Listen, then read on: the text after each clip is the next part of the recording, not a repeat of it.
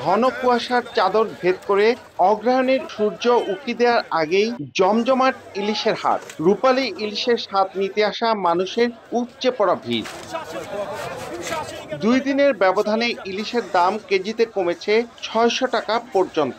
সোয়া KG ওজনের ইলিশ বিক্রি হচ্ছে 2600 টাকায়। 1 কেজি ওজনের ইলিশের দর 2200 টাকা। ছোট ইলিশ বিক্রি হচ্ছে 400 থেকে 500 টাকা কেজিতে। প্রকাশ্যে বিক্রি হচ্ছে নিষিদ্ধ ঝাটকা। মাছের আমদানি কম, মাছের দাম একটু বেশি, তবে আগের তুলনায় একটু কম। চিতল, মৃগেল, আইড়, বোয়াল, পাঙ্গাস, রুই, কাতল, শোল, কই, শিং সহ নানা জাতের মাছের দরেও অসন্তোষ ভোক্তা ও পাইকাররা। আমি আসছি সেই লোকজন থেকে মাছ কেনার জন্য, সে কারণে বিক্রেতারা দেখে যে মাছের ক্রেতা বেশি, দাম তারা বাড়িয়ে দেয়। আড়তদাররা বলছেন চাহিদার চেয়ে সরবরাহ কম থাকায় বেড়েছে দাম। হাটটা এমন একটা জায়গায় হয়ে গেছে যেখানে পুরোটাই আপনাদেরকে নদী প্রায় ভরাট হয়ে গেছে। এই বাজার মাছঘাট দুইটার মধ্যে প্রভাব পড়ছে। মুন্সিগঞ্জের এই হাট ঘিরে কর্মসংস্থান হয়েছে 3000-এর বেশি মানুষের।